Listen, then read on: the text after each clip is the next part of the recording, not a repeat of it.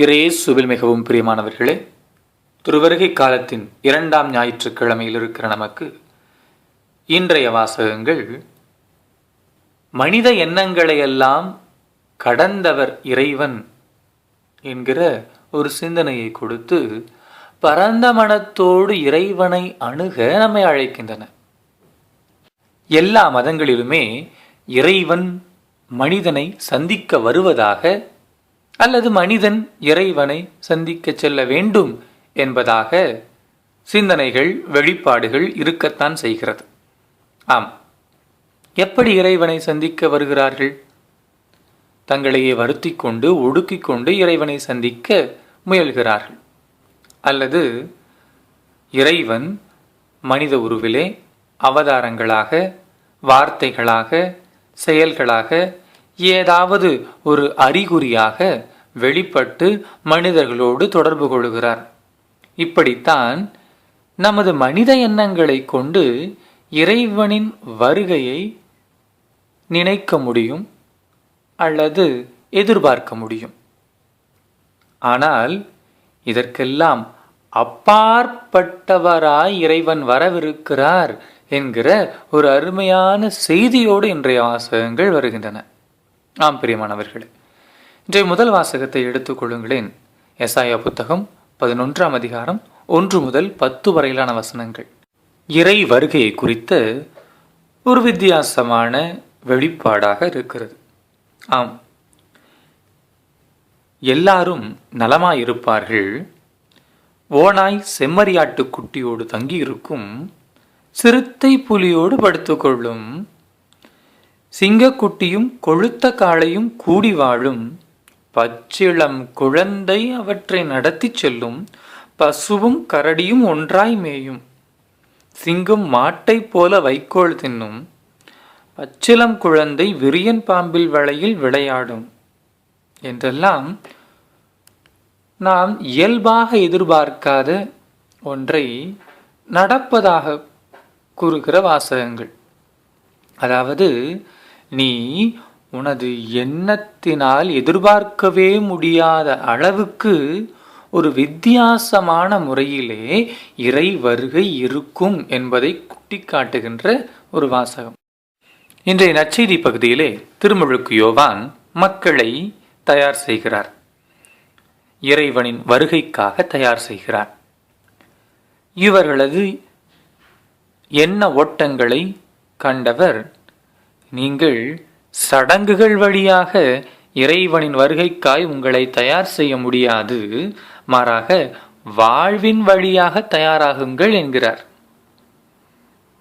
இது வெறுமனே கடவுளின் சினத்திலிருந்து தப்பித்துக் கொள்ளுவதற்காக தரப்படுகிற ஒரு சடங்கு சம்பிரதாயம் அல்ல இந்த ஞானஸ்நானம்.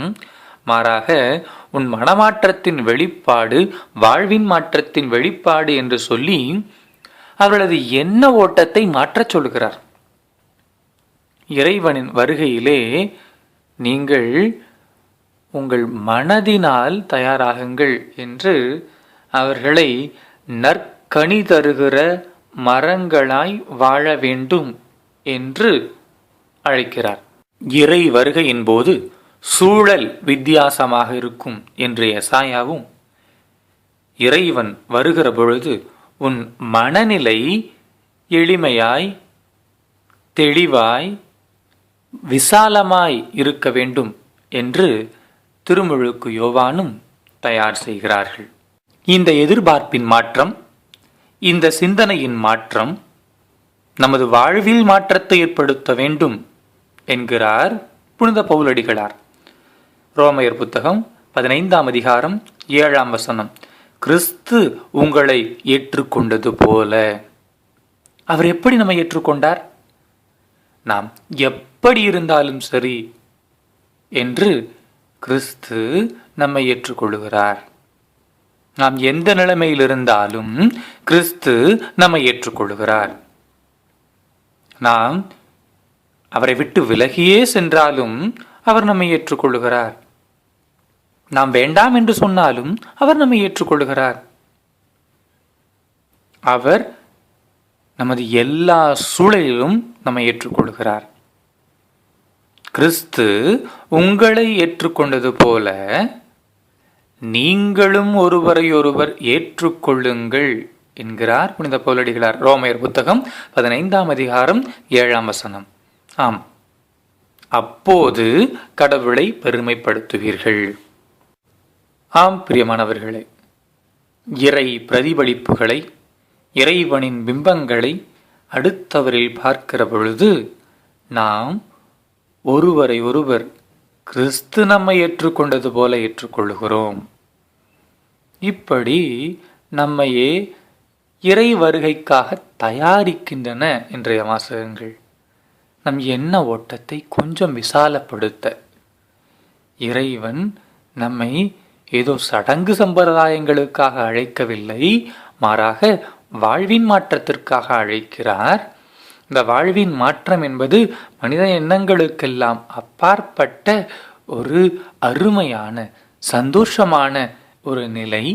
இதிலே இறைவனின் பிள்ளைகளாய் நமது கடமை என்னவென்றால் ஒருவரை ஒருவர் ஏற்று அன்பு செய்து வாழ்வது என்று ஒரு அருமையான கிறிஸ்துவ கடமையை இன்றைய நாள் நமக்கு சுட்டிக்காட்டுகிறது. இன்றைக்கு அன்னை மரியாள் அமல உற்பவி என்கிற ஒரு அருமையான திருநாளையும் கொண்டாடுகிறோம். அவள் கருவானது முதலே பாவ மாசில்லாமல் இருந்தால், எந்தவிதமான அப்பழுக்கில்லாமல் உருவானவள். ஏனென்றால் இறைவனை தாங்குவதற்காகவே இறைவனால் முன்குறித்து தயாரிக்கப்பட்டவள் என்று இந்த திருநாளின் பின்னணிய விளக்கமாக சொல்லலாம். இப்படி இறைவனால் சிறப்பான முறையிலே முன்குறித்து வைக்கப்பட்டு தயாரிக்கப்பட்டவள் என்பதற்காக அன்னை மரியாளுக்கு பாவம் செய்வதற்கான வாய்ப்போ சூழலோ இல்லை, இயலாது என்று சொல்ல முடியாது. அன்னை மரியாள் நினைத்திருந்தால் பாவம் செய்திருக்கலாம், நினைத்திருந்தால் இறைவனை தாங்க முடியாது என்று சொல்லி இருக்கலாம். எல்லா வாய்ப்புகளும் இருந்தது. இருந்தும் அவள் பாவமாசில்லாமல் இருந்தாள் என்பதுதான் அன்னை மரியாளின் மகத்துவம். இறைவனின் திட்டத்தை கூட மறுக்க முடிகிற ஒரு வாய்ப்பு அன்னை மரியாளுக்கு இருந்தது.